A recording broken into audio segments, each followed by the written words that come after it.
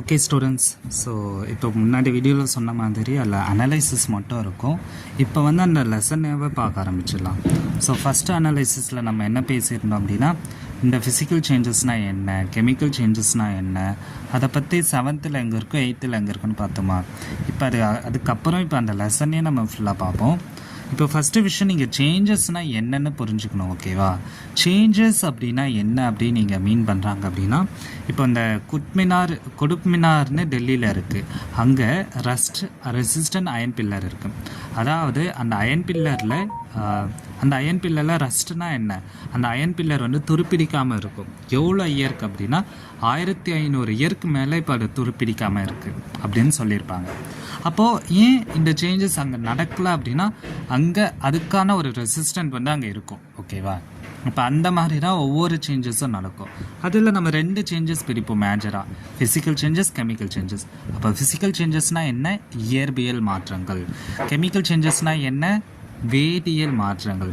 அப்போ இயற்பியல் மாற்றங்கள்னா என்ன, வேதியியல் மாற்றங்கள்னா என்னன்னு நம்ம ஸ்கூல் புக்கில் இந்த எக்ஸாம்பிள் கொடுத்துருப்பாங்க. ஓகேவா? இப்போ என்எம்எம்எஸ் பாயிண்ட் ஆஃப் வியூவில் இந்த எக்ஸாம்பிள்ஸ் கேட்பாங்க. ஓகேவா?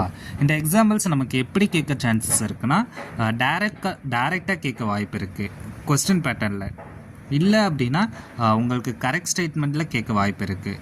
ஃபிசிக்கல் சேஞ்சஸ் கொடுத்துட்டு அது இப்போது இது வந்து வேறு இது கொடுக்கலாம், அந்த மாதிரி கேட்க வாய்ப்பு இருக்குது. எப்படின்னா, physical changes digestion of food அப்படின்னு ஒரு பார் வந்து கொடுத்தா கரெக்ட் பேரு. அப்போ அந்த மாதிரியே கேட்கலாம். அப்போ நீங்கள் கான்செப்டை நல்லா புரிஞ்சுக்கணும். அப்போ ஃபிசிக்கல் சேஞ்சஸ், கெமிக்கல் சேஞ்சஸ். அப்போ ஃபிசிக்கல் சேஞ்சஸில் என்னென்ன வரும்? Folding and unfolding of a paper, drying wet clothes, bending of iron rod, melting of ice. இந்த 4மே ஃபிசிக்கல் சேஞ்சஸ். கொஸ்டின் பேப்பரில் நீங்கள் பார்த்தீங்கன்னா இந்த 4த்துலேருந்து மெல்டிங் ஆஃப் ஐஸ் வந்து கேட்டிருப்பாங்க. நம்ம பார்ப்போம் அகைன். அடுத்தது chemical changes: burning of paper, digestion of food, turning of milk into curd, decaying vegetables, ripening of rose, rusting of iron, spoilage of food, burning of food, bursting crackers, burning of camphor. இதெல்லாம் எப்படி sir chemical சேஞ்சஸில் வரும்னா, இங்கே வந்து ஒரு வேதியியல் மாற்றம் நடக்குது, ஒரு சேஞ்ச் வந்து கெமிக்கல் மூலியமாக நடக்குது. இங்கே அதே சேஞ்ச் வந்து இயற்கையாகவே நடக்குது. சரியா? இப்போ நீங்கள் இப்போ வந்து ஒரு துணியை காய வைக்கிறீங்க அப்படின்னா, அந்த துணி தானாகவே தானே காயுது, இயற்கை மூலயமா ஹீட் அதில் வந்து நார்மலாக காயுது. ஆனால் அதுவே நீங்கள் மில்கை வந்து கர்டாக மாற்றுறது, அங்கே வந்து இன்னொரு சேஞ்ச் நடக்குது. ஓகேவா? அதனால அது கெமிக்கல் சேஞ்ச் அப்படின்னு சொல்கிறாங்க. சரிங்களா? அடுத்தது வந்து கெமிக்கல் சேஞ்சஸ். இப்போ நம்ம கெமிக்கல் சேஞ்சஸை மட்டும்தான் பார்க்க போகிறோம் இந்த லெசனில். அப்போ கெமிக்கல் சேஞ்சஸ்னால் என்ன? Permanent and irreversible change. The change of permanent and then it's not reversible. Okay, sorry, it's not reversible. அதாவது திரும்ப அதே நிலைமைக்கு வராது. இதில் நியூ சப்ஸ்டன்ஸ் வந்து உருவாகும். அப்போ கெமிக்கல் ரியாக்ஷன்ஸ் வந்து இதில் வரும். எப்படி சார் அப்படின்னா, ரியாக்டன்ட் ஒன்று வரும், ப்ராடக்ட் ஒன்று வரும். ரியாக்டன்ட் அப்படிங்கிறது அதே சேம் சப்ஸ்டன்ட், அது ஒரு ரியாக்ஷனுக்குள்ளார போயிட்டு இன்னொரு சப்ஸ்டண்ட்டை உருவாகும். அதுதான் ப்ராடக்ட். கீழே கொடுத்துருக்கனா அது என்ன அப்படின்னு நீங்கள் பார்த்துக்கோங்க. ஓகேவா? ஸோ அடுத்தது இதில் என்னென்ன ஃபேக்டர்ஸில் இதை டிட்டர்மைன் பண்ணுது அப்படின்னு கேட்டிருக்காங்க. ஓகேவா? என்னென்ன ஃபேக்டர்ஸ்லாம் பண்ணுது அப்படின்னு நம்ம பார்க்குற பட்சத்தில், இது வந்து எல்லா கண்டிஷன்ஸ்லையுமே அக்கேர் ஆகாதுன்னு சொல்லியிருக்காங்க. ஏன் சார் அக்கேர் ஆகாது? Only for specific conditions. அந்த கண்டிஷன்ஸ் எப்படி இருக்கணும்னா, ஃபிசிக்கல் ஸ்டேட்ஸ் இருக்கணும், கான்டாக்ட் வித் ஃபிசிக்கல் ஸ்டேட். இப்போ ஃபிசிக்கல்னால் இயற்பியல் நிலையில் இருக்கணும். ஓகேவா? அடுத்தது solution of reactants, electricity, heat, light, catalyst. இந்த 6 சுச்சுவேஷன்ஸில் இந்த ஒரு கெமிக்கல் சேஞ்ச் வந்து நடக்கும். அப்போ அதில் ஒவ்வொரு சேஞ்சஸை பற்றி நம்ம பார்ப்போமா? ஃபஸ்ட்டு வந்து கான்டாக்ட் இன் ஃபிசிக்கல் சேஞ்சஸ் அப்படின்னா என்ன அப்படின்னா, இந்த இடத்துல என்ன சார் நடக்கும் அப்படின்னா, due to chemical reactions contact in physical state. Physical state கூட ஒரு கான்டாக்ட் நடக்கும். அந்த கான்டாக்ட் எந்த கான்டாக்ட் அப்படின்னு நம்ம பார்க்குறப்ப அதுக்கு ஃபஸ்ட்டு ஃபிசிக்கல் ஸ்டேட் தெரியணும். அப்போ எதெல்லாம் physical state? Solid, liquid, gas. இந்த 3த்தில் ஒரு சேஞ்ச் வந்து நடக்கும். ஓகேவா? இது 3த்தில் மட்டும்தான் நடக்கும் அப்படின்னு தான் சொல்லியிருப்பாங்க. அப்போ burning of matchstick and rubbing. இப்போ நீங்கள் ஒரு மேட்ச்ஸ்டிக், ஒரு டிப்பட்டி பாக்ஸை எடுத்துக்கிறீங்க, அதில் நீங்கள் ரஃப் பண்ணுறீங்கல்ல, அங்கே வந்து ஒரு கெமிக்கல் சேஞ்ச் நடக்குது. அது எப்படின்னா, அதில் வந்து இந்த மேட்ச் பாக்ஸோட மேட்ச் ஸ்டிக் இருக்குல்ல, இந்த மாதிரி ஒரு மேட்ச் ஸ்டிக்கு, அதுக்கு மேலே வந்து ஒரு ரெட் கலரில் ஒன்று இருக்கும்ல, அதில் என்ன இருக்குன்னா பொட்டாசியம் குளோரைட் அண்ட் ஆன்டிமனி ட்ரைசல்பைடு இருக்குது. ஓகேவா? சைட் ஆஃப் த மேட்ச் பாக்ஸில் ரெட் பாஸ்பரஸ் இருக்குது. ஓகேவா? அப்போ இந்த ரெண்டுத்துல இருந்தும் இப்போ ரெண்டுமே ஒன்றா சேரப்போ அங்கே ஒரு பேர்னிங் நடக்குது அப்படின்னு சொல்லியிருப்பாங்க. அப்போ it also one of the chemical reactions அப்படின்னு சொல்லியிருப்பாங்க. அயன் மெட்டீரியல்ஸ் வந்து ரெட்டிஷாக மாறுறதுமே ஒரு கெமிக்கல் ரியாக்ஷன் அப்படின்னு சொல்லியிருப்பாங்க. இதுக்கான எக்ஸாம்பிள் என்னென்ன அப்படின்னு கீழே கொடுத்துருப்பாங்க பாருங்கள். எக்ஸாம்பிள் என்னென்ன, ட்ரைவுட் கான்டாக்ட் வித் ஃபயர். ஒரு நார்மலான ஒரு மரம் இருக்குது, அந்த மரத்தை நீங்கள் ஃபயர் லைக் எரிய வைக்கிறப்ப என்ன நடக்கும் அப்படிங்கிறதா கொடுத்துருக்காங்க. என்ன நடக்கும்னா burn with help of the oxygen. அந்த பேர்ன் வந்து ஆக்சிஜன் மூலயமா பேர்ன் ஆகி அதன் மூலயமா கார்பன் டை ஆக்சைடு உருவாகுது. அங்கே அதில் தான் ஸ்மோக் உருவாகும் அப்படின்னு சொல்லியிருப்பாங்க. அடுத்தது மேஸ்டிக் ரப்பர் அண்ட் சைஸ் வித் மேஸ்டிக். ஓகேவா? இப்போ அந்த முன்னாடி எக்ஸாம்பிள், இந்த எக்ஸாம்பிள் இதோ ஒன்று தான். இங்கே என்ன கெமிக்கல் ரியாக்ஷன் நடக்கும்னா ஹீட்டு, லைட்டு, ஸ்மோக் இது மூணுமே ஃபார்ம் ஆகும். அடுத்தது quicklime contact with water, அதனால் ஸ்லேக் லைம் வந்து ஃபார்ம் ஆகும். அப்போ குயிக் லைம்னா என்ன, ஸ்லேக் லைம்னா என்னன்னு தெரிஞ்சுக்கணும். குயிக் லைம்னா கால்சியம் ஆக்சைடு, ஸ்லேக் லைம்னா கால்சியம் ஹைட்ராக்சைடு அப்படின்னு கொடுத்துருப்பாங்க. அப்போ ஃபஸ்ட்டு இதை பற்றி நீங்கள் வந்து புரிஞ்சுக்கணும். சரிங்களா? இப்போ இது முடிஞ்சிச்சா? அப்போ இதான் ஃபிசிக்கல் ஸ்டேட். அப்போது ஒரு ஸ்டேட்டு ஒரு இயற்கையாக ஒரு இடம் இருக்குது, அந்த இடத்துல இந்த சேஞ்ச் நடக்கும் அப்படின்னு ஞாபகம் வச்சுப்போம்.